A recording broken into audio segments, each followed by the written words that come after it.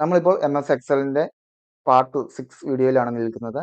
ഏറ്റവും ചെറിയ കാര്യങ്ങൾ തൊട്ട് തന്നെയാണ് നമ്മൾ പഠിച്ചു പോകുന്നത്. സോർട്ട്, ഫിൽട്ടർ എന്നിവയിലേക്കൊക്കെ തന്നെ നമ്മൾ ഉടൻ തന്നെ കടക്കുന്നതാണ്. ഏറ്റവും ചെറിയ ബേസിക്കുകൾ നമ്മൾ ഏറ്റവും ചെറിയ ടൈമുകളിൽ 5 മിനിറ്റ് താഴെ എടുക്കുന്നതുകൊണ്ടാണ് ഈ ഒരു ടോപ്പിക്ക് നീങ്ങുന്നില്ല എന്ന് നമുക്ക് ചിലപ്പോൾ തോന്നിയേക്കാം. ഈ ഒരു ഡാറ്റ നോക്കാം. ഈ ഒരു ഡാറ്റയിൽ കുറച്ച് കോളങ്ങളുണ്ട്, അതേപോലെ തന്നെ കുറച്ച് റോസും ഉണ്ട്. ഈ റോസിലെല്ലാം നമ്മൾ കുറച്ച് ഡാറ്റകൾ എഴുതിയിട്ടുണ്ട്. നമ്മൾ ജസ്റ്റ് ഇപ്പോൾ നമ്മൾ നോക്കാൻ പോകുന്ന കാര്യങ്ങൾ, ഈ ഒരു സെല്ലിൽ ഞാനിപ്പോൾ സെലക്ട് ചെയ്തിട്ടുണ്ട്. E6 എന്ന് പറയുന്ന ഈ ഒരു സെല്ലാണ് സെലക്ട് ചെയ്തിരിക്കുന്നത്. ഈ ഒരു E6ൽ നമ്മൾ നിൽക്കുമ്പോൾ തന്നെ ഞാനൊരു കൺട്രോളോ സ്പേസ് ബാറും കൂടെ യൂസ് ചെയ്യുകയാണ്. കൺട്രോളും സ്പേസ് ബാറും കൂടെ യൂസ് ചെയ്തപ്പോൾ ആ ഡാറ്റ ഉള്ള ആ ഒരു ഭാഗം കോളം വൈസിൽ സെലക്ട് ആയി നിൽക്കുന്നുണ്ട്. അപ്പോൾ ആ ഒരു കോളം വൈസ് നമുക്ക് ആ ഒരു ഡാറ്റ സെലക്ട് ചെയ്യണമെങ്കിൽ കൺട്രോളോ സ്പേസ് ബാർ നമുക്ക് യൂസ് ചെയ്യാം. എന്നിട്ട് ഒന്നുകൂടെ കൺട്രോൾ സ്പേസ് ബാർ യൂസ് ചെയ്യുകയാണെങ്കിൽ നോക്കിയേ, ആ ഒരു ഫുൾ ഡാറ്റ ഉള്ള കോളം, ആ ഒരു ഡാറ്റ ഉള്ള കോളം മാത്രമല്ല, ആ ഒരു ഫുൾ കോളം നമുക്ക് സെലക്ട് ആയി. ആദ്യം just control space bar use ചെയ്തപ്പോൾ ആ ഡാറ്റ ഉള്ള ഭാഗം മാത്രം കോളം വൈസ് സെലക്ട് ആയി. ഒന്നുകൂടെ കൺട്രോൾ സ്പേസ് ബാർ യൂസ് ചെയ്തപ്പോൾ ഫുൾ കോളം സെലക്ട് ആയിട്ടുണ്ട്. അതേപോലെ തന്നെ ഇവിടെ നിന്ന് ഷിഫ്റ്റ് സ്പേസ് ബാർ യൂസ് ചെയ്യുകയാണ്. അപ്പോൾ ആ റോ വൈസ് സെലക്ട് ആയി കണ്ടന്റ് ഉള്ള ഭാഗം മാത്രം. വീണ്ടും ഷിഫ്റ്റ് സ്പേസ് ബാർ യൂസ് ചെയ്യുകയാണെങ്കിൽ ആ ഒരു റോ ഫുൾ ആയിട്ട് സെലക്ട് ചെയ്യും. കണ്ടന്റ് ഉള്ള ഭാഗവും ഇല്ലാത്തതുമായിട്ടുള്ള ഫുൾ റോ സെലക്ട് ആയിട്ടുണ്ട്. ഇനി നമുക്ക് ഈ ഒരു ഇയും ഡിയും മാർച്ച് 20, മാർച്ച് 21 ഈ ഒരു രണ്ട് കോളത്തിനിടയ്ക്ക് എനിക്ക് ഇവിടെ പുതിയൊരു കോളം കൂടെ ഇൻസേർട്ട് ചെയ്യണം. അതിനായിട്ട് നമ്മൾ ചെയ്യുന്നത് just right click, insert column to the left.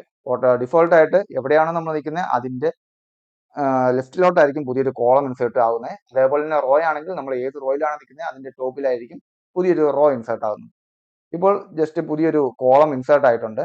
അതേപോലെ തന്നെ ഞാൻ ഇവിടെ നിന്ന് ഈ ഒരു റോയിൽ നിൽക്കുകയാണ്. 6th റോയിൽ നിന്നുകൊണ്ട് ഒരു പുതിയൊരു റോ ഇൻസേർട്ട് ചെയ്യാണ്. ടേബിൾ റോസ് എബോവിലാണ്. പുതിയൊരു എബോവിൽ നമ്മൾ ഏത് റോയിലാണ് നിന്നത് ആ ഒരു റോയ്ക്ക് പൊക്കത്തിലായിട്ട് പുതിയൊരു റോയും കൂടെ ഇൻസേർട്ട് ആയിട്ടുണ്ട്.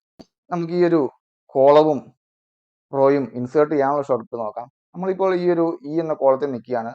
കൺട്രോള് പ്ലസ് യൂസ് ചെയ്യാണ്. പുതിയൊരു കോളം അതിൻ്റെ ഇടയ്ക്ക് ലെഫ്റ്റിലോട്ട് പുതിയൊരു കോളം ഇൻസേർട്ട് ആവുകയാണ്. അതേപോലെ തന്നെ 6th റോയിൽ ഞാനിവിടെ സെലക്ട് ചെയ്തിട്ടുണ്ട്. ഇവിടെ കൺട്രോൾ പ്ലസ് യൂസ് ചെയ്താൽ പുതിയൊരു റോ ഇൻസേർട്ട് ആകുന്നുണ്ട്. വീണ്ടും കൺട്രോൾ പ്ലസ് യൂസ് ചെയ്യാണ്. വീണ്ടും ഒരു റോയും കൂടെ ഇൻസേർട്ട് ആയിട്ടുണ്ട്. ഇനി ഇതേപോലെ തന്നെ കൺട്രോൾ മൈനസ് യൂസ് ചെയ്യുക. കൺട്രോൾ മൈനസ് യൂസ് ചെയ്യുമ്പോൾ റോ ഡിലീറ്റ് ആവുകയാണ് ചെയ്യുന്നത്. കൺട്രോൾ മൈനസ് യൂസ് ചെയ്ത് റോ ഡിലീറ്റ് ആയി. ഇവിടെ നിന്നുകൊണ്ട് കൺട്രോൾ പ്ലസ് യൂസ് ചെയ്യുമ്പോൾ പുതിയൊരു കോളം ഇൻസേർട്ട് ആയി. കൺട്രോൾ മൈനസ് യൂസ് ചെയ്യുമ്പോൾ റോ ഡിലീറ്റ് ആവും. ഓക്കെ, അതായത് ഈ ഒരു സെല്ലിൽ ഞാൻ നിൽക്കുകയാണ്. കൺട്രോള് സ്പേസ് ബാർ യൂസ് ചെയ്തു, ആ ഒരു കോളം സെലക്ട് ചെയ്തു. വീണ്ടും കൺട്രോൾ പ്ലസ് യൂസ് ചെയ്യുകയാണെങ്കിൽ അവിടെ ഒരു പുതിയൊരു കോളം ഇൻസേർട്ട് ആവും. നോക്കുക, കൺട്രോൾ സ്പേസ് ബാർ യൂസ് ചെയ്ത് ആ കോളം സെലക്ട് ആയിട്ടുണ്ട്. ജസ്റ്റ് കൺട്രോൾ സ്പേസ് ബാർ ഒന്നുകൂടെ യൂസ് ചെയ്യുകയാണ്. ഫുൾ കോളം സെലക്ട് ആയി. ഇനി കൺട്രോൾ പ്ലസ് യൂസ് ചെയ്യുകയാണെങ്കിൽ പുതിയൊരു കോളം ലെഫ്റ്റിലോട്ട് ഇൻസേർട്ട് ആയി. കൺട്രോൾ മൈനസ് ചെയ്യുകയാണെങ്കിൽ ആ ഒരു കോളം ഡിലീറ്റ് ആവുകയും ചെയ്തിട്ടുണ്ട്. അപ്പോൾ പുതിയൊരു ഷീറ്റ് ഇൻസേർട്ട് ചെയ്യണമെങ്കിൽ ജസ്റ്റ് ഈ ഒരു പ്ലസ് ആരോ ക്ലിക്ക് ചെയ്യുക. നമ്മൾ ഏത് ഷീറ്റിലാണോ നമ്മളിപ്പോൾ നിൽക്കുന്ന ഷീറ്റിന് പറയുന്ന പേരാണ് ആക്റ്റീവ് ഷീറ്റ്. ആക്റ്റീവ് ഷീറ്റിന്റെ വലതുവശത്തായിട്ട് പുതിയൊരു ഷീറ്റ് ഇൻസേർട്ട് ആവും. ഷീറ്റ് 1 എന്ന് പേര് വന്നിട്ടുണ്ട്.